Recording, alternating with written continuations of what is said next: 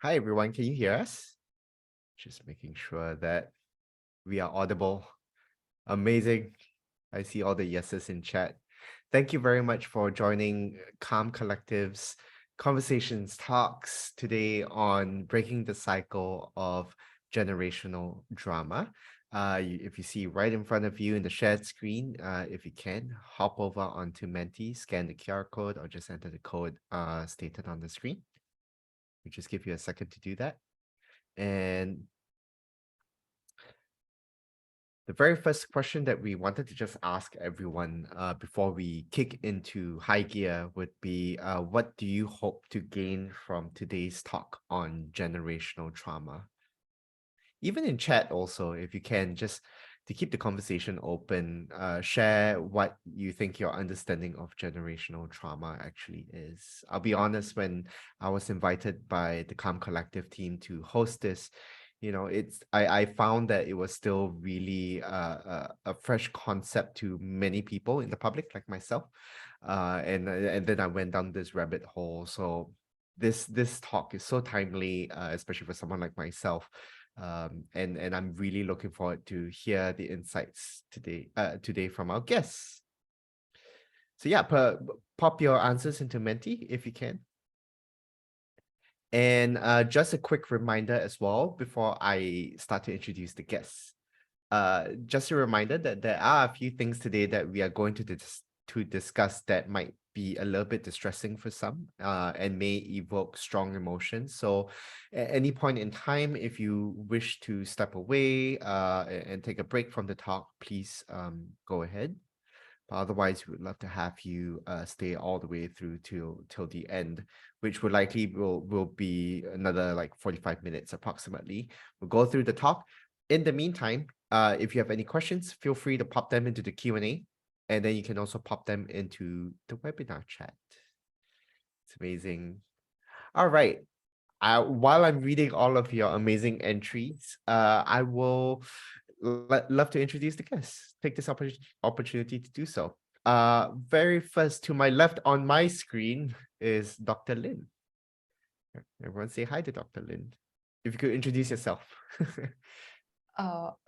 Time for me to introduce myself. Yes. Okay, thank you, Egan.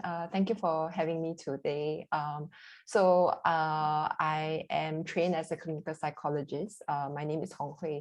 I'm the founder of the Psychology Atelier. So this is a psychology practice that provides therapy services as well as consultancy services to our clients.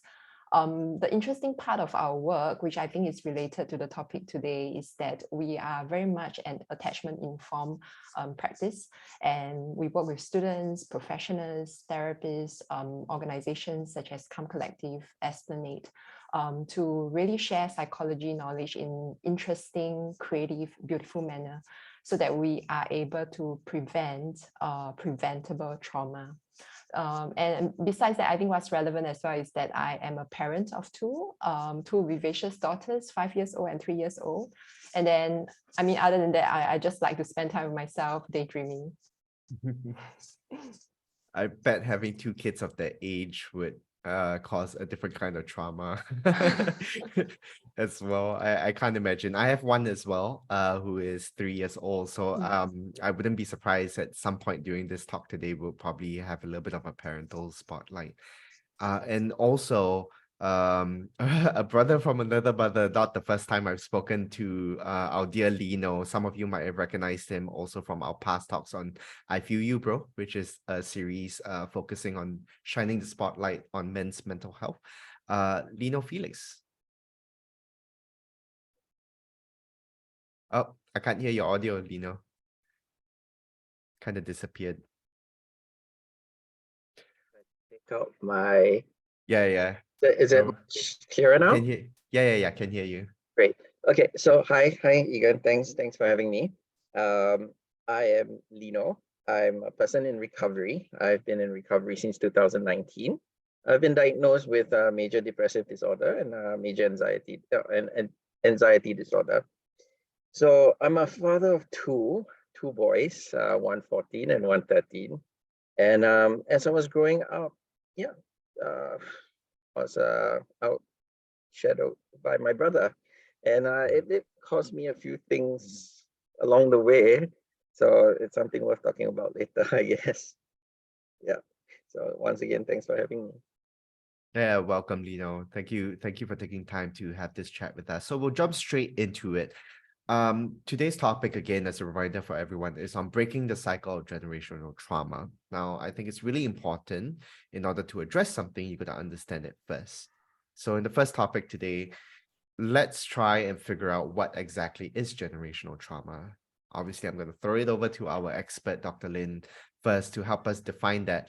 But while she's doing that, it'd be nice to also hear all of your thoughts in the audience. So just pop your thoughts into the chat if you can.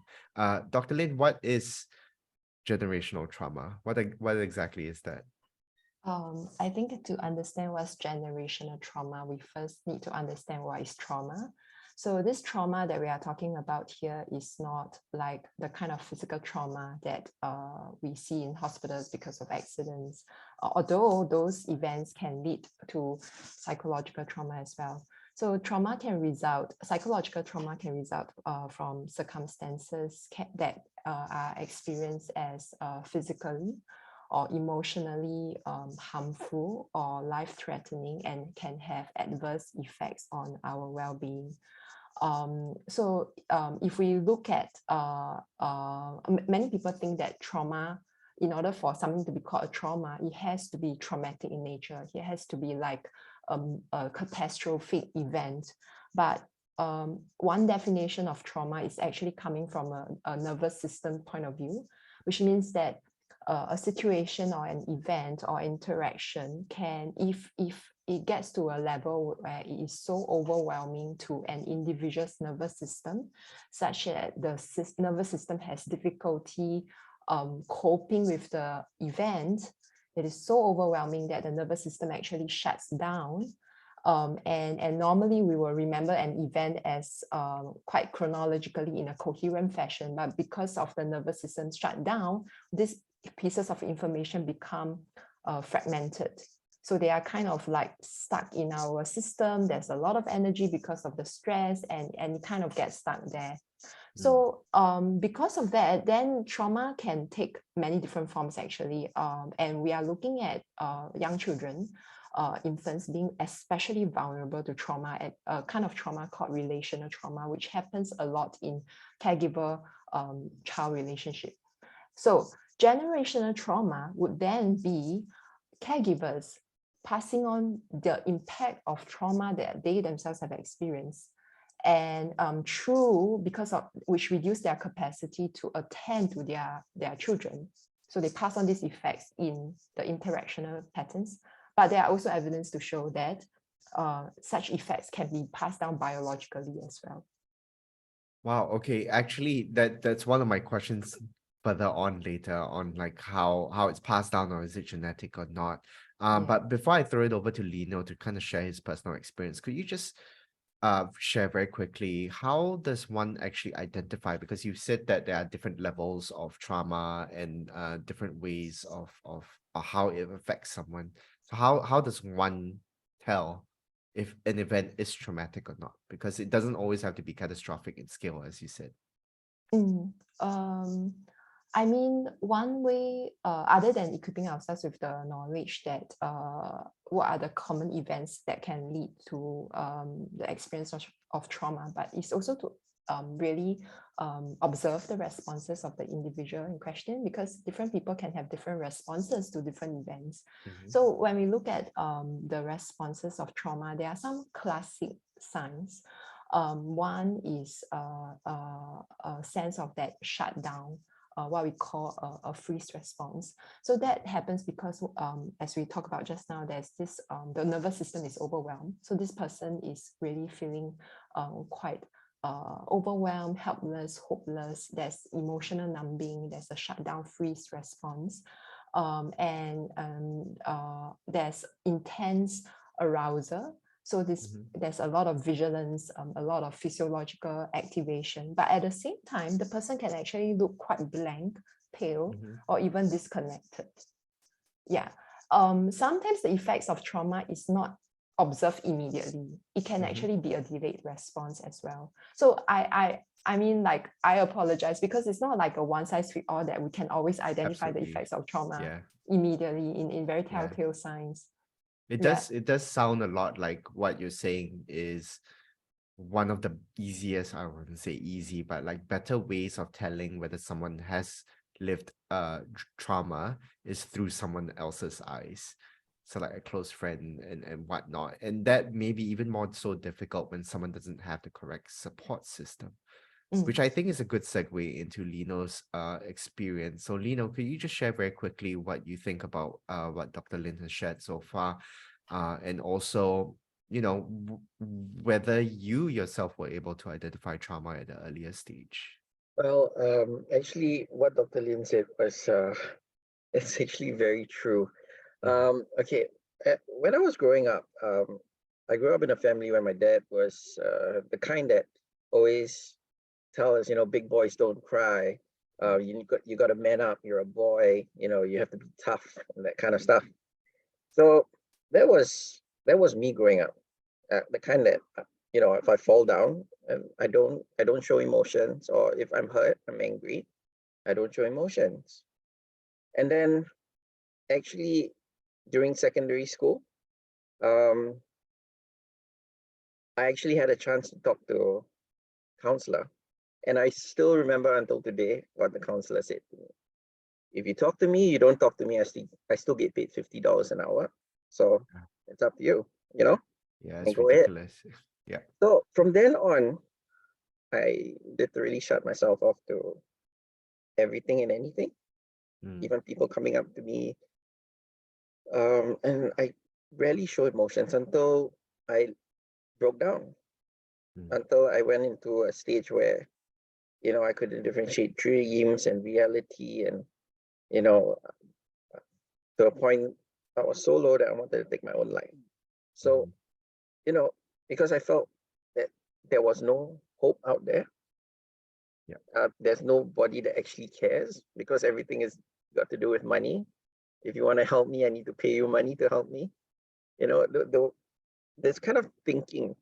And, you know, having an elder brother that you see that gets showered with love, he gets to go for his piano lessons, computer lessons, and all. And Lino is just, he can do it by himself. He's independent. So Mhm. all of this kind of things in the end caused me not to open up. So it, I wouldn't say it's a big traumatic event. It's just this the small events that really led up to me just not wanting to open up, Okay. thinking that the world's a horrible place because of that. I still remember that counselor saying that to me. Until today, it still sticks with me. Okay. Yeah. All right. Thanks, Lino, for sharing something so sensitive once again. Just reeling it back into the generational piece, you did mention about your dad and what your dad always says with regards to boys, right? Raising boys, you have to grow up to be men, you're not allowed to cry, the Mhm. usual stereotypes. Now, how do you think that affected you, apart from what the counselor said, which is horrible?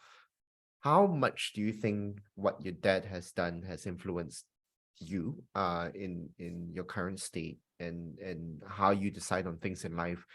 And now as a parent, how do you prevent yourself from your personal experience before I throw it back to Dr. Lin to kind of get her knowledge as well? All right. You see, that's the thing. I want to blame my dad, but I Mm, can't blame my dad because he taught me the way his dad taught him, yeah, and he didn't break the cycle. Mhm.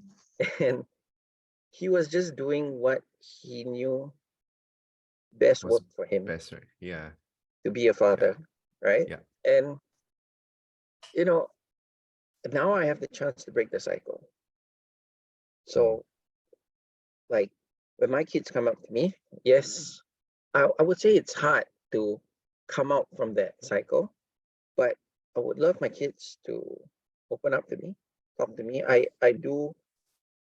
I mean, lately I've been talking to my kids. I brought them to for checkups. If even I even asked them to go and see their counselor. I work very closely with their counselors because I believe that even boys have the right to show emotions. And if they need to cry, they can cry.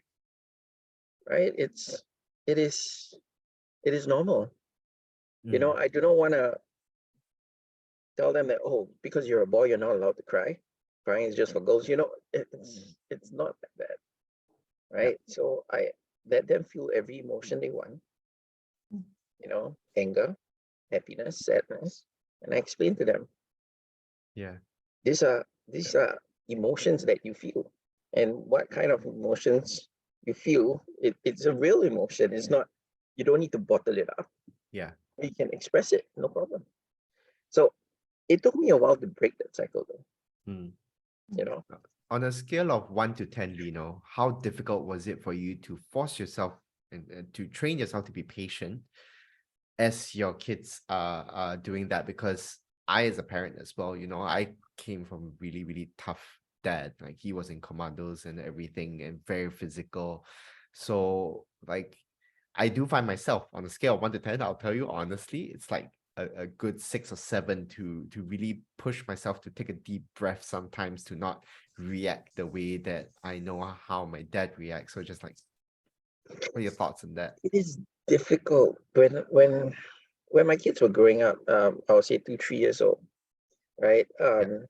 My temper would be really short. Mm. But as I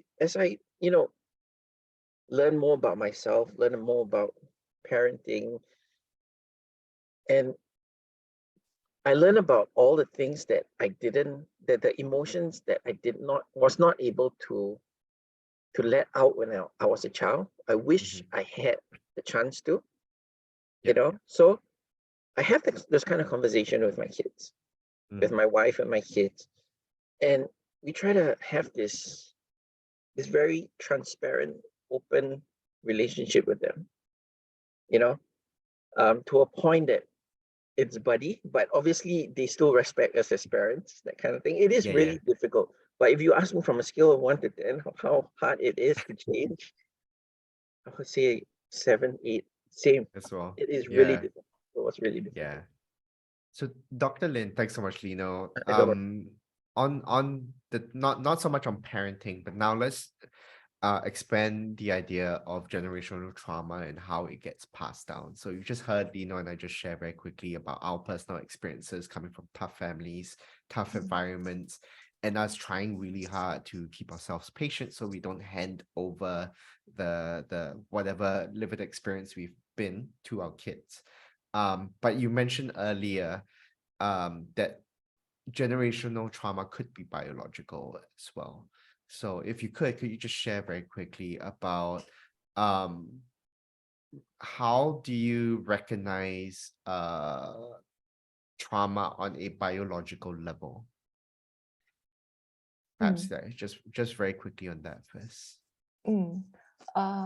So there's some research on children of parents who have experienced severe trauma, that there are some changes to their cortisol levels, which is a stress hormone, as well as some receptors in their nervous system that actually attach to cortisol as well, or rather for all cortisol to attach to that. So these changes happen at a biological level, and they have found this to be linked to something called epigenetic changes. So this means that it's not so much about trauma changing a person's DNA, but trauma can be situations that changes how genes are expressed, and this can impact on a person's stress response, and which then affect their vulnerability and their reactivity to stressful events. Yeah, so this is Mhm. an example of a biological pathway that trauma can be transmitted. Okay. Mm. Okay. Well, thanks so much for that. I don't think it's known to everyone about this, right? Especially in the Asian context where we always tend to just rule it out very quickly that someone's being a snowflake nowadays, and that's being said so much about the younger generation, so to speak. So it's really good to know that it could very much be a biological thing, like any mental conditions as well. I think it's good that we are having this conversation as more and more people understand about the biological aspects of this. Segueing it a little bit into some about the solutions narrative. Dr. Lin, this one's for you again. So what is the importance of addressing generational trauma for healing? Mm. I think when we look at this question, right, we also need to see who are the individuals involved. Because for some individuals, they are involved in taking care of very, very young children. And there are some individuals who do not have very young children to take care of, but they do have to take care of themselves as well. So why is it important? Because we are looking at how common everyday events, like what Lino shared just now, the kind of interactions between the child and the caregiver, this is something that everybody experiences. Because even everyone of us here, we were once children before. Mhm. So we are saying that when such repeated interactions in our closest relationships are not attuned, not are able to attend to the needs of the child, this may leave a traumatic impact on the child. And such traumatic impact has quite profound effects on brain development. So that's also a biological level.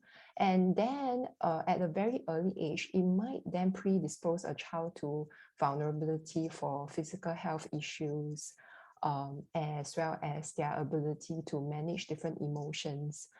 It can affect how they interact with closest people and the world. That means negotiate like work relationships, etc. Importantly, it affects their relationship with themselves. Yeah. It can cause a lot of pain and suffering actually.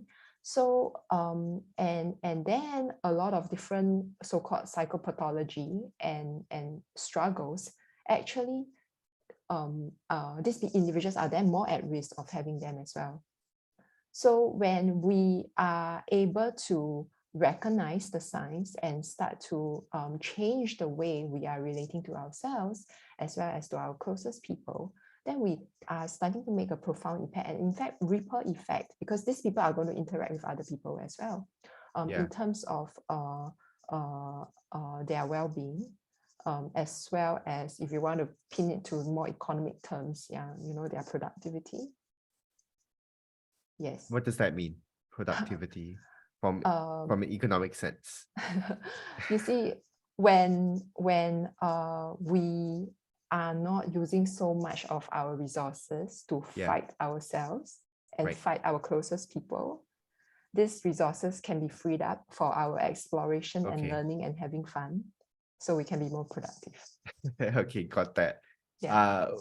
Which is another segue, nice one, into identifying what are the strategies and coping mechanisms for dealing with something like this.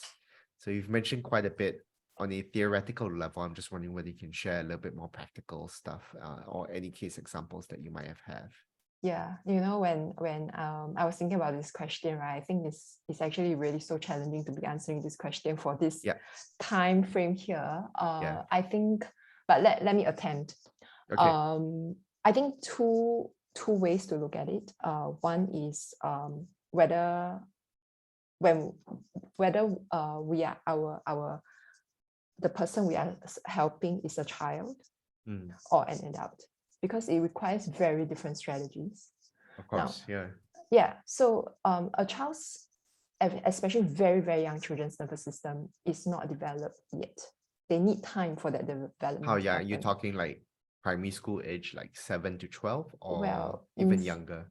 Very young. The most sensitive period is actually even prenatal and before 5 years of age. That's really like, you are building the foundation of a house. Okay. Yeah, so this is really a very sensitive period. And for a child's nervous system to be mature enough for that reflection on the self and things like that, that happens in the early adulthood. It is supposed to take that long, So when we are helping a child, right, we cannot expect the child to be able to regulate himself or herself. We can assist them, we can help them for them to learn that, but we have to be the people to guide them. It means that in breaking the cycle, it's very important for caregivers to actually know how to regulate themselves first, because if they cannot regulate themselves, they will not be able to regulate the child. Okay. That's when the effects are passed on. So regulating the self, then we are looking at two different levels, right? One is a more systemic, longer term kind of intervention. But then I think what we want to know is, okay, here and now, I am activated. What do I do? Now, when we are feeling threatened and stressed, we need soothing. And many people think soothing can look like rationalizing, logical reasoning. Now, the important thing for soothing for people who are re-experiencing trauma is a very sensory level kind of soothing. So we are looking at three things: calming, soothing, vocalization. So we are not talking about words, but like, oh, that kind.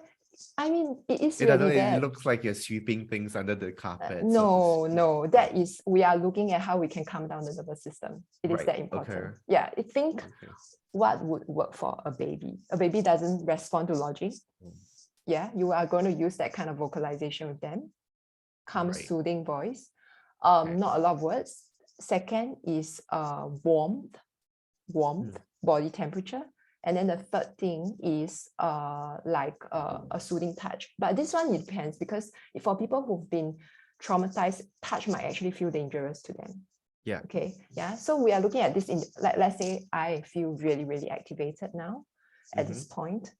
How can I attend to myself? So this is one example. Is this is taken from Dr. Peter Levine, and he's someone who has studied a lot about trauma. It is actually to use a hand, like to put here, and then the other hand to hug the self. Yes. Oh. Yes. And this is, when do you use this specifically? When we are feeling really sad, upset, very angry, very distressed, very frightened, we do that.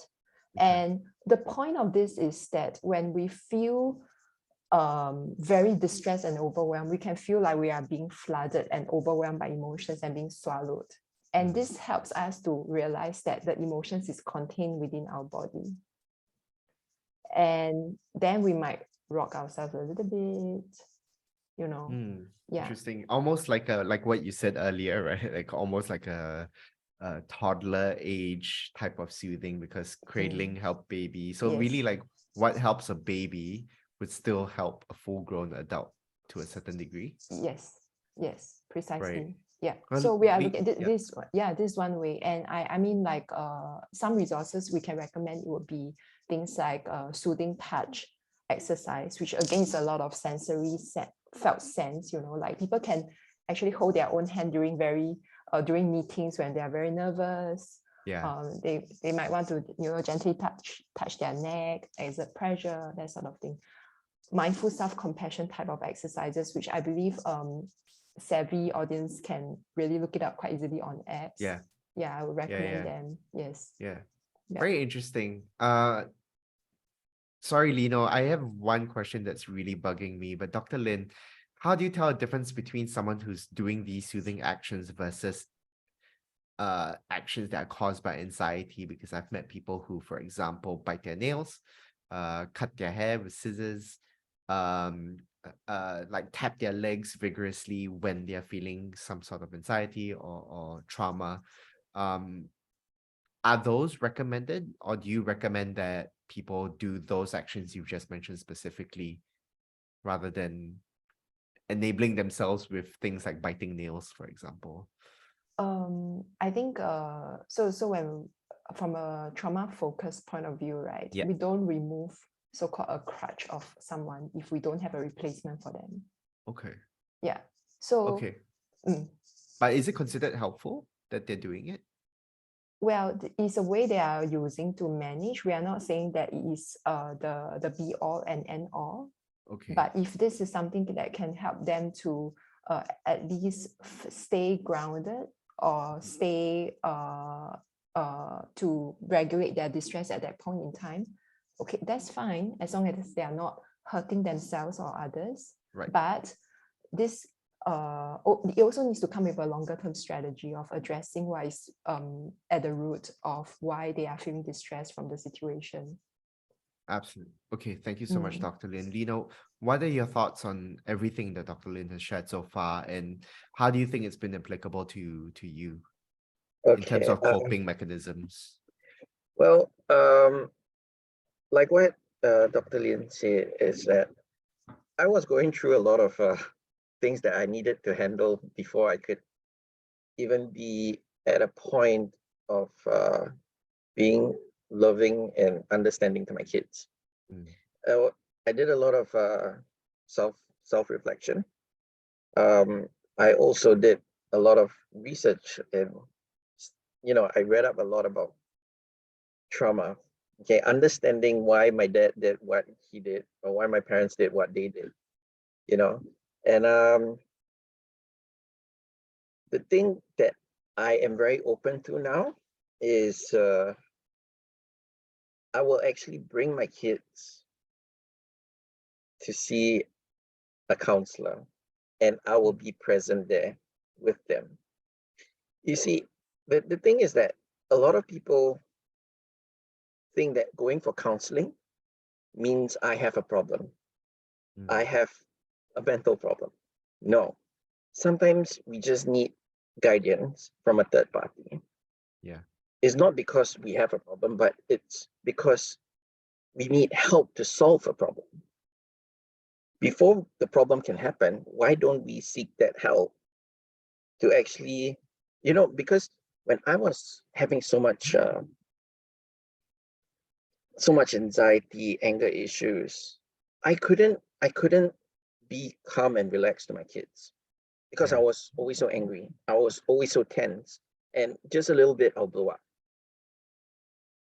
And I felt it was not right for them to suffer what I'm suffering. They don't know. I come back from work and I'm exhausted. Yeah. And they come up to me and they want to play with me, but I'm so flustered and frustrated. And I shove them away. They don't deserve that. Mm. So what I did is I went and checked on myself, and I learned that, I needed to heal myself so that my kids don't suffer the consequences of my problem, my trauma, right? And now my kids are teenagers, and it's hard for me to communicate with them because teenagers, they are always like, I don't want to do this, I don't want to do that. So it's hard for me to talk to them, right? What I do is I engage a school counselor, and I work with them to understand what my kids are going through at school.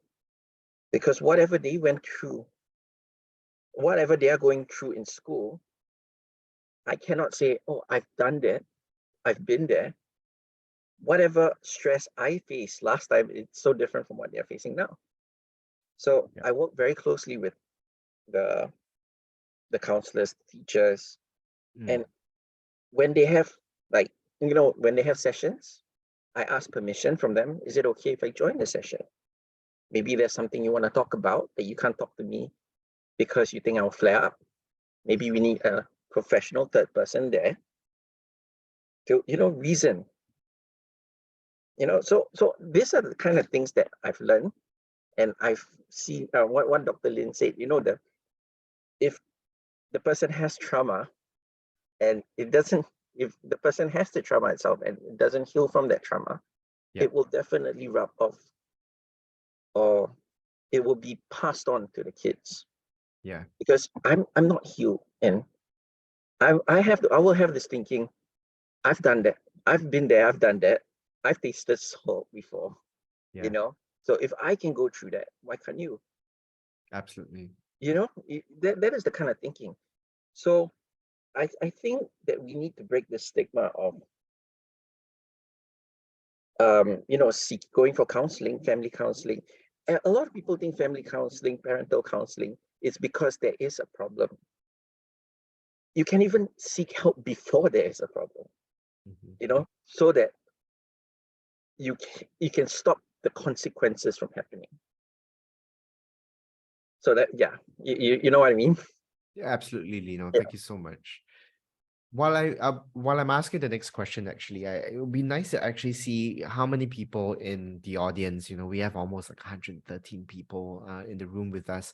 Very quickly, if you are a parent, just type one inside chat so that the panelists can have a good idea of how many parents we have in the room. It's looks like it's a lot.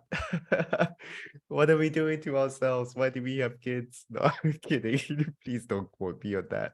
Dr. Lin, I just wanted to ask you very quickly, and before we enter some Q&A, how do you recognize whether one person has been successful in trying to break generational trauma?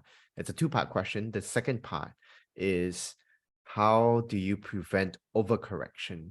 Because there are many people who've had experiences with dysfunctional families, for example, where they do their utmost best to do the exact opposite of what their parents did. And in fact, that might even cause a different kind of trauma, for example. So that's the second part of the question. First one is, how do you tell if you're successful? And Lino, chime in if you can. And the second one will be, how do you prevent an overcorrection of any solution? Yeah. Yeah, I think when we put the label of success on it it runs the risk of making an all or none situation. It's really a process, a learning journey.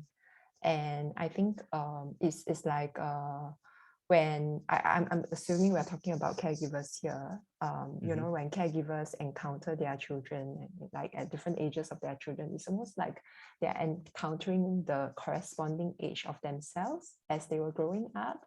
So life is a process. There are different life stages, and as long as your child is growing and you are growing, you are going to be encountering different process of that. And having said that, I think it's actually for the individual himself or herself to recognize the signs, right? So one individual might feel like, hey, usually for this kind of events, right, I tend to have this kind of reaction. I feel so angry. I feel so hopeless, helpless. I feel so frightened. And so there's kind of like a pattern to it. It feels familiar. And when one begins to reflect and has awareness of that trauma, and also to start to heal from that experience, that means the person is now changing relationship with what has happened to him or her. When similar situations happen again, then the individual will feel like the emotional activation is much reduced. And there is space for looking at the situation in a different way. So it could be, I usually get so angry in this situation and tend to blow up at my child. But signs of healing would be, hey, it's the same situation. I know that I would feel very angry. I know that I will blow up. But here, I see that it's actually happening. I see that I can actually take a step back and choose to respond differently. It doesn't mean that it doesn't hurt anymore, but I have space for another kind of response. And eventually, it can also mean that the hurt doesn't feel so intense and so encompassing. Yeah, so that's my response to the first question. I'm staying away from putting the success label because I think that it puts pressure on a lot of people. You're right, because I think it's yeah. also very subjective, right? And there's no way to Yes. tell because every experience is different. Everyone's story is different as well. It's impossible to say success. But I guess maybe I should have phrased it correctly, where I say markers, where you're a little bit, well, I wouldn't say successful, but at least making good progress in addressing these things. But Egan, I think when you use the word I mean, actually I can't remember whether you did use the word success, but I think you actually say something that will resonate with many people, because for people who have experienced the trauma, they would be very, very self-critical. Yeah. So then they would actually hold themselves to that kind of standard. And they say like, am I improving enough? Am I done already? We always want to know whether, what side of the spectrum, or is there an end goal that we need to work towards at the end of the day? Yes. And paradoxically, that actually interferes with the process of healing. Yeah. Oh, well, before we go into this part 2 of that question, Lino, do you have something to share? Yeah, yeah. Yes, I yeah. actually like what Dr. Lin said, we react and we respond. We take a step back and respond to it. Okay. Usually, a lot of us, because of the trauma that we have, we always react straight away to the way our kids are. So, because it's at the back of our head and it has always been like that as we were growing up. So we will just react straight away to it. But when you see progress, you will learn how to take a step back and have time to respond.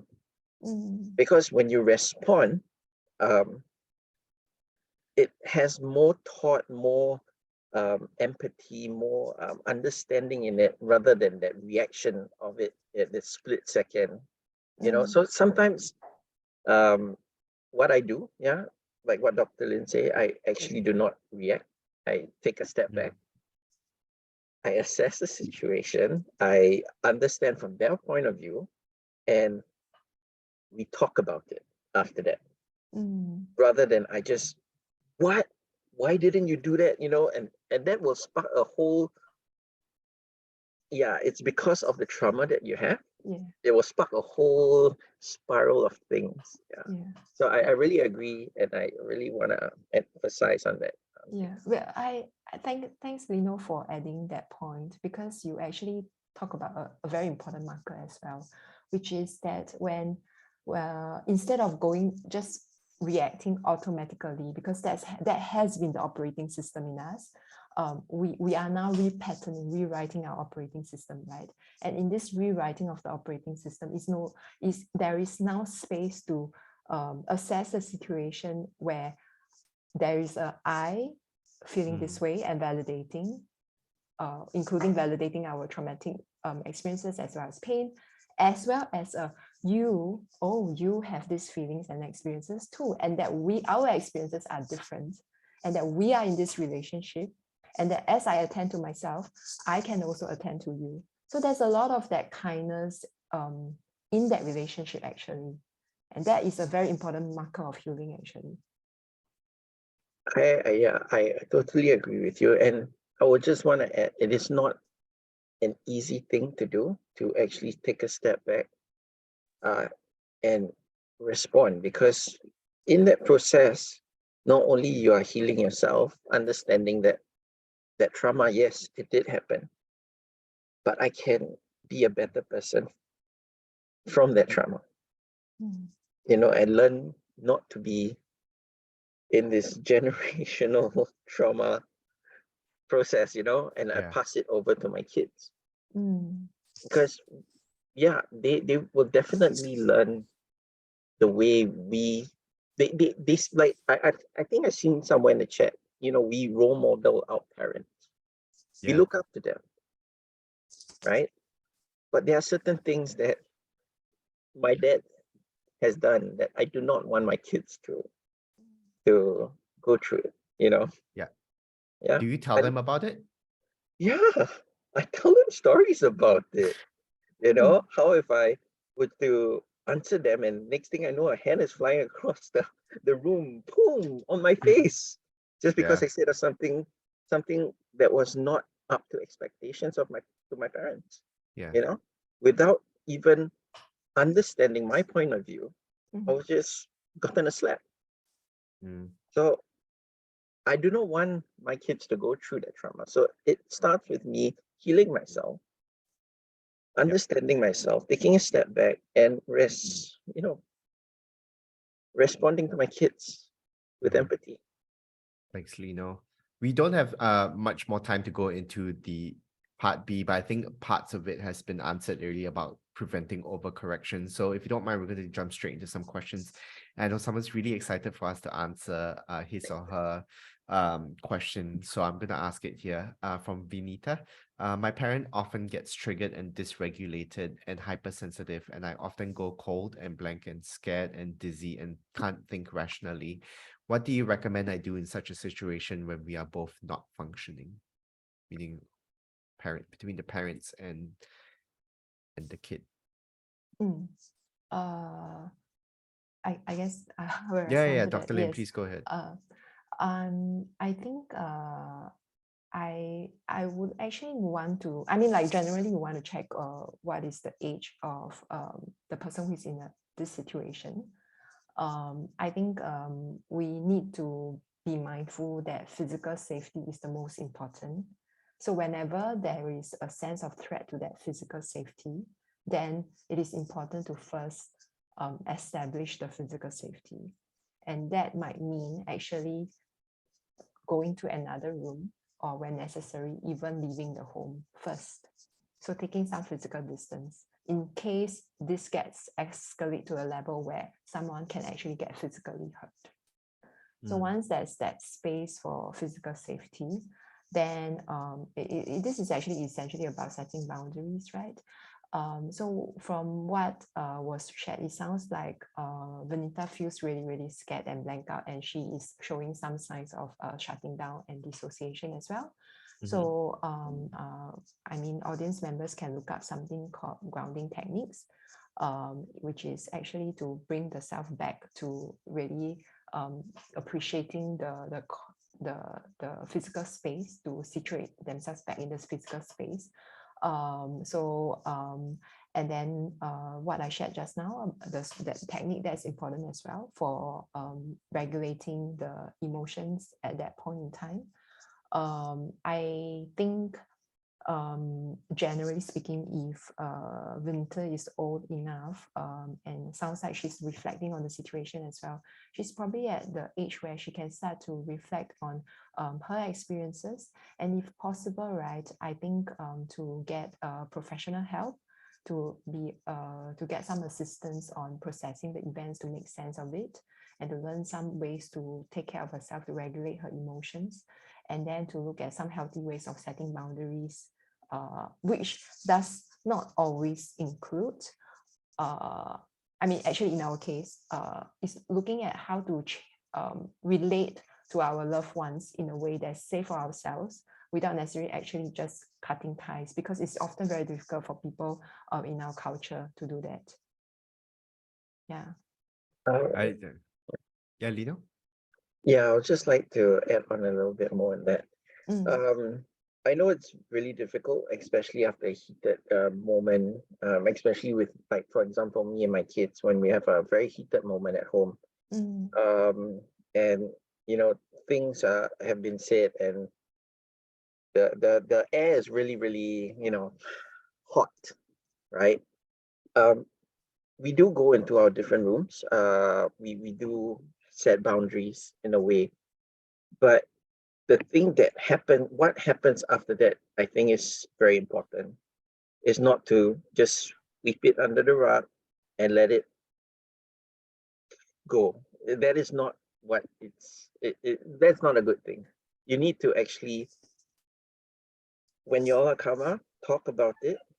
Say that whatever happened just now, we need to talk about it and understand what happened. It is not an easy process. I'm telling you that we've tried it many times and it didn't work. That is why I said sometimes a third party is very important. Yeah. Lino, thank you so much for bringing that. I really am thankful for you for bringing that up, because you are talking about repair after a rupture, and that you are showing the intention to want to make repair of your children, which in itself is really, really important, because we are talking about relationships here. Now, so in this case... Sorry, Dr. Lin, is it important that it's both ways too? Not just from parents to child, but child to parent? Yeah, so good question. I think so we are looking at how adult and to adult relationship is what we call a more symmetrical relationship, where both have the capacity, the brain development and whatnot, right, to be able to relate at that level, versus a parent-child, where the parent will still have to take the leadership in that sense for the child to learn to become an adult who can do that in the future. So it's a process where we are raising children until they are young adults. It's still a learning process for us, right?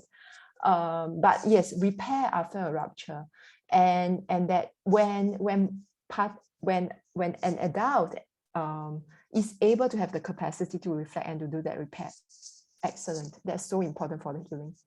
And then we are also looking at situations where we are in close relationships and we experience that impact, and we experience the sense of maybe abandonment here now.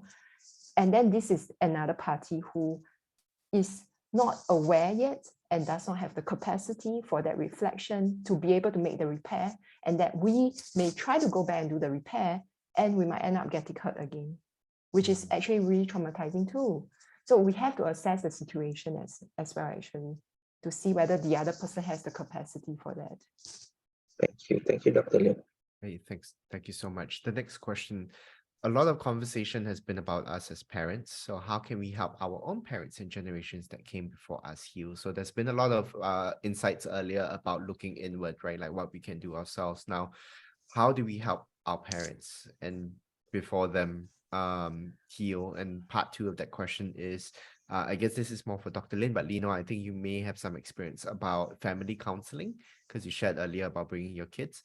So can you share about that experience? So firstly, how can we help our parents and generations above deal with it? And then secondly, family counseling. Okay. How do we help our parents start healing?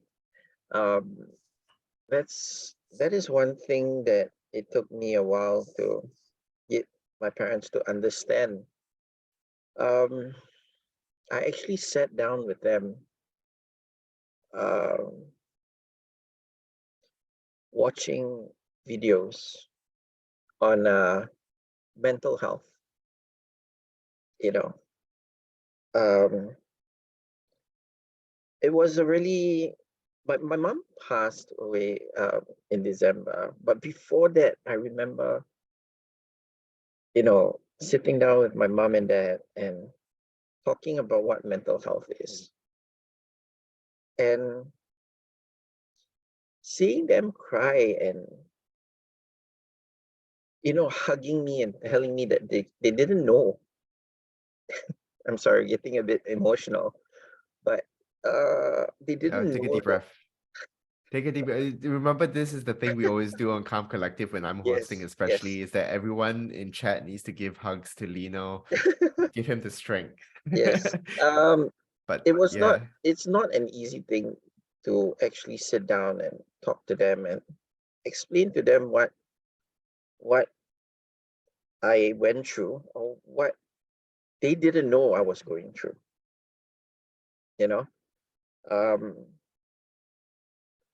Showing them videos on mental health, showing them videos on what, to the point that my parents even was like, do I have a mental health issue? They start realizing that, oh no,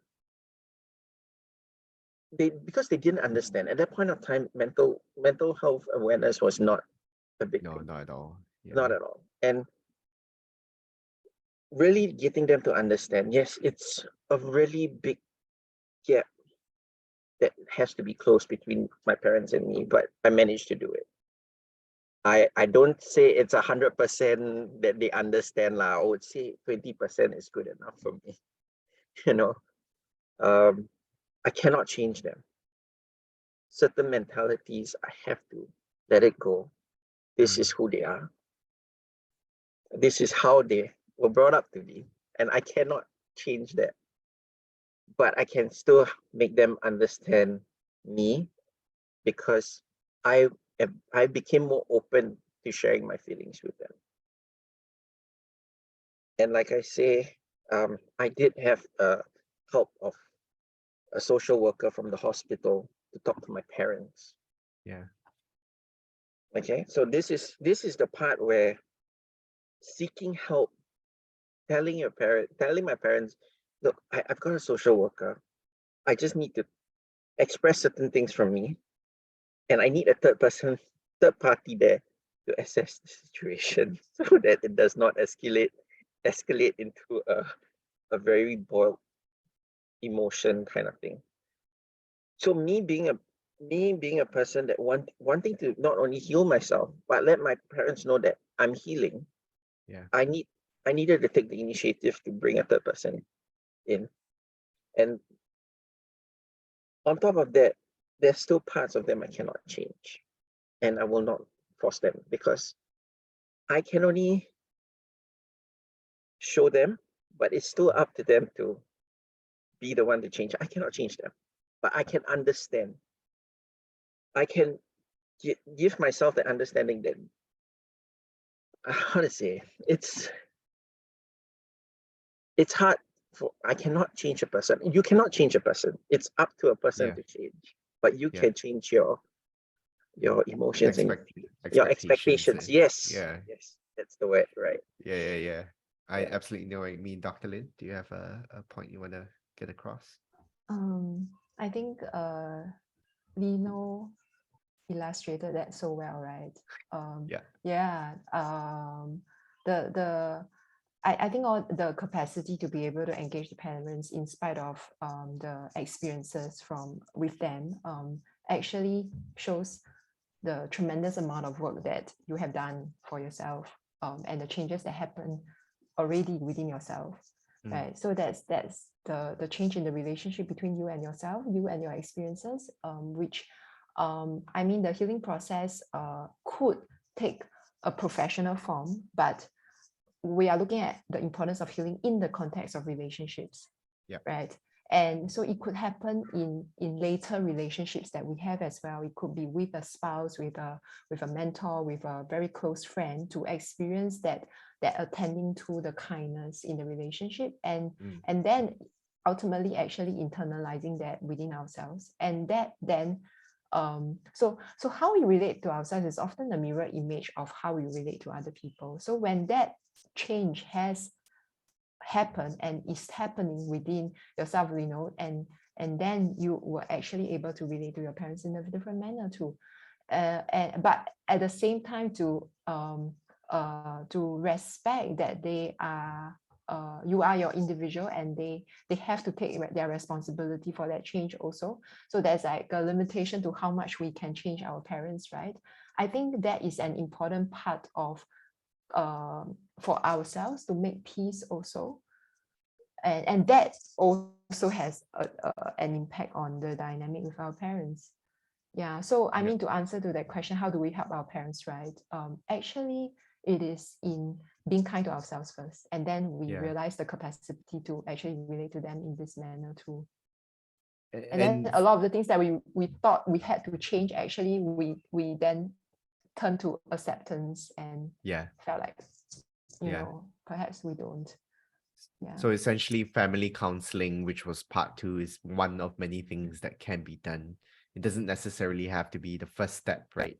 At the end of the day. But if one wanted to do family counseling, just very quickly, can you share what outlets there are? What outlets? What are the possible to conduct outlets like support they can start, or how does one start thinking or looking for family counseling? Just very quickly, because we need to wrap up. Yes. So I mean, we actually need to look at the goals of individuals. Sometimes it can be like certain individuals in the family are really motivated to want to have that family counseling, but if not everybody is on the same page, then it could be quite challenging as well.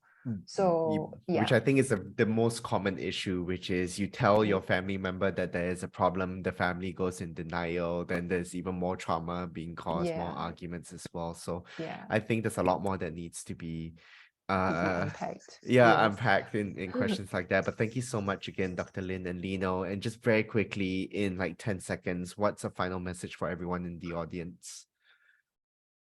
I think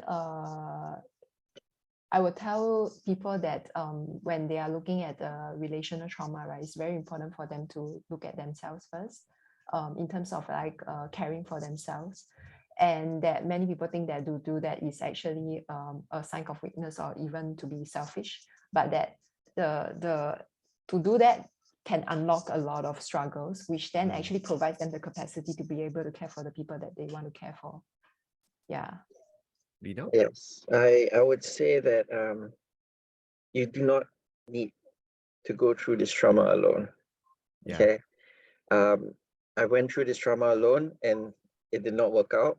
But when I start reaching out to people, I tell you, the healing process is so beautiful. I cannot explain how beautiful it is to have the support outside family and Mm. within family. Mm. Okay, Mm, so you do not need to do this alone. Mm. yeah, You reach out, please. Mm. yeah. Sometimes I know people like I think about my own ways as well, where I tend to get a little bit impatient and I try and put that expectations on other people and then rule it off as that person just doesn't get me and then kind of move on. So what you just said, Lino, it resonates a little bit, just to be a bit more patient. Well, thank you very much again, Dr. Lin and Lino, for your Thank you. very, very good insights. For all of those questions that have remained unanswered, I believe some of the things that have been said throughout the talk and also at the end during the Q&A has already addressed some of them. But if it didn't, please feel free to reach out to us at Come Collective in any of our social media platforms. And if you'd like to also attend more talks like this, or have other people attend talks like this, ask them to sign up. You can also join Calm Circles in person. To scan the QR code right there. And the next talk that we're having is actually going to be next week on our LinkedIn platform at 2 to 3 p.m. Singapore time, 31st of May, on how to healthy hustle, which is a very topical subject given the uncertain economic times. So please attend that one as well. So yeah, I think that's pretty much it. So thank you again, everyone, for attending. If you really enjoyed the talk, give us a thumbs up. Please thank our lovely Dr. Lin and our amazing Lino as well for giving us their time. Looking forward to the next chat.